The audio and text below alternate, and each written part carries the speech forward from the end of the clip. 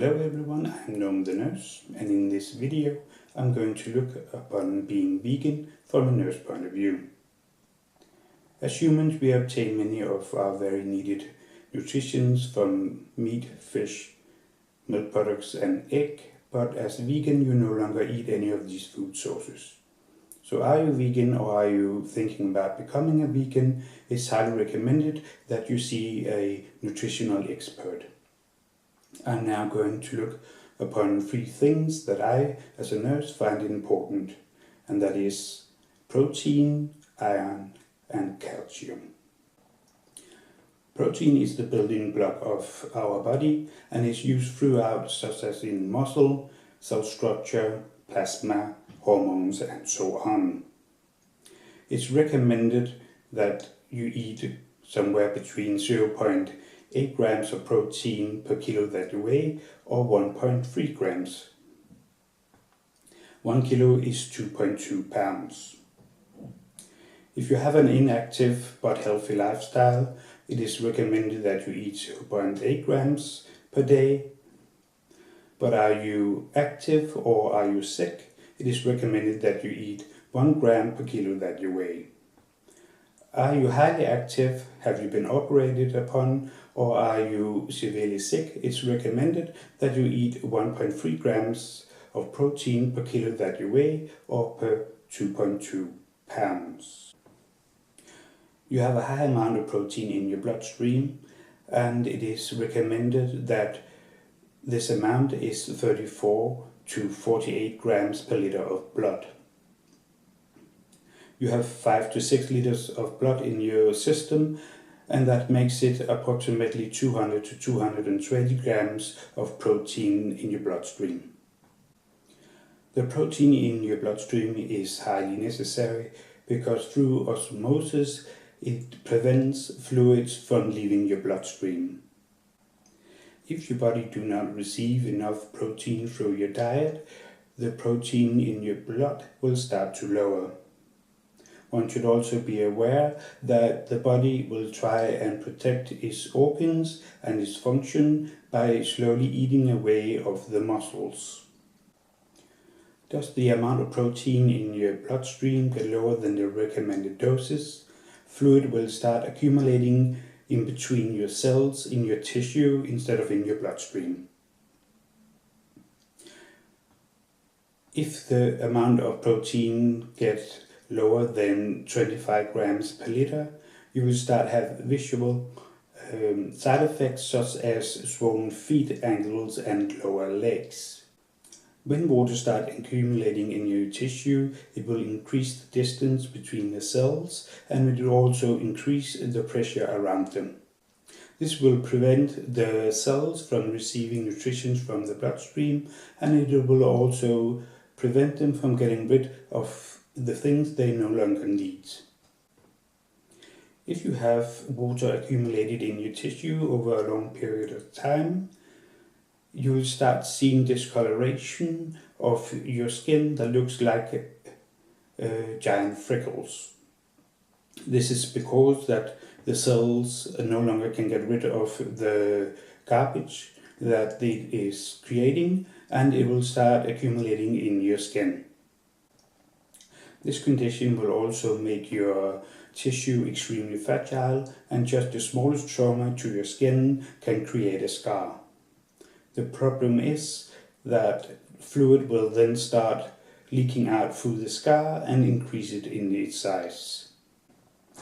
Worst case scenario is when the protein in your bloodstream gets lower than 20 grams per liter. In this situation, you will start seeing pillows of liquid forming on your skin, and you will also see blisters being created. In this situation, the body can no longer contain the fluid, and it will start seeping out through your skin. It is therefore important that you as a vegan are highly aware of how much protein you receive through your diet. A good food source to obtain your protein from are tofu, quinoa and beans, but one should be aware that not all beans contain a high amount of protein. The variation is from 1.8 grams of protein per 100 grams up to 36 grams per 100 grams. One should also be aware that if you cook such food sources, you will only receive approximately 50% of the protein.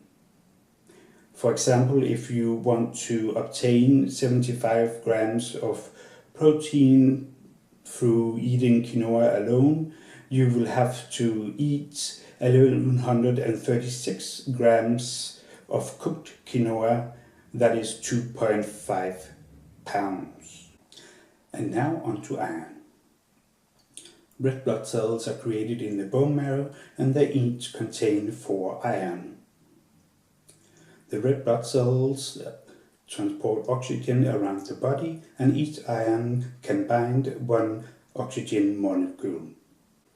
The amount of iron that is recommended for you to eat every day varies from gender and age. If you are a boy, you will need 11 milligrams per day, and if you are a man or a woman who have gone into menopause, you will need 9 milligrams a day. Are you a girl or a woman who still has her period, you will need 15 milligrams per day. If the body do not have the amount of iron needed to create the red blood cells, you will see that the red blood cells become smaller and contains less iron. A smaller amount of red blood cells or smaller blood cells is called anemia. The side effect of anemia are you being more tired, headaches, pale skin, muscle fatigue and dizziness. In some severe cases you will even see shortness of breath. Most of the iron that the body needs is obtained through meat.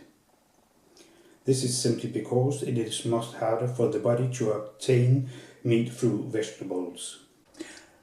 And we paused this video to realize that yes, I did indeed just say that it is harder to obtain meat through vegetables. One could argue that that is absolutely true, but what I meant to say was, of course, that it is harder for the body to obtain iron through vegetables than it is from meat. Therefore, the Danish healthcare system recommends that all vegan and vegetarians supplement their food with iron. Supplements of iron should not be taken at the same time as calcium, simply because they cancel out each other's absorption in the bowel. Iron should neither be taken at the same time as cholesterol-lowering medication, penicillin and antibiotics. It is always recommended that you ask at your pharmacy or your doctor if you take more than 1 medication at a time. The side effect of anemia occur before you can measure in the blood that you have a lower blood count. And now for calcium. Calcium is the building block of your bones. It is recommended that children, teenagers and pregnant women consume 900 milligrams of calcium each day. Other adults are recommended to consume 800 milligrams of calcium per day. This is easily done by consuming milk and milk products. It is much harder to obtain the calcium that you need if you do not consume milk and milk products. Good food sources with high calcium are things like tofu, beans, seeds, lentils, kale and broccoli. Even though that these food sources are considered of being high of calcium, you will still need to eat a ridiculous amount to reach the 800 milligrams that you need per day. For example, you will have to eat 1 kilo of beans, that is 2.2 pounds, or 1600 grams of broccoli, that is 3.53 pounds. The best non-dairy food source with high amount of calcium is almonds. You will need to eat 303 grams of almonds per day to reach the 800 milligrams that you need. A low amount of calcium in the body is called hypocalcemia. Hypocalcemia does not have any symptoms before the condition becomes severe. You will though see that the bones start shrinking and become more fragile. This is called osteoporosis and is commonly seen in old people. This will also happen to young people who do not obtain the amount of calcium that they need through their diet. In cases with severe hypocalcemia, you will see symptoms like small pricks in the skin around your mouth and in your fingers, muscle fatigue, heart irregularities, mental disruptions, and even that the heart stops beating. Hypercalcemia increases your blood pressure. It also increases the risk of kidney stones and bowel cancer in the colon rectal region. It also increases the risk of cataracts. Maintaining a healthy body while being a vegan takes a lot of work and a lot of dedication. Cutting out food sources from your diet is not without risk. If you're not aware of these risks, it can have dire consequences. Therefore, again, I recommend, if you are vegan or thinking about becoming a vegan, that you consult a nutritionist expert. I am Noam the Nurse. Leave a like if you found this video helpful, and I will see you in the next video. Cheers everyone.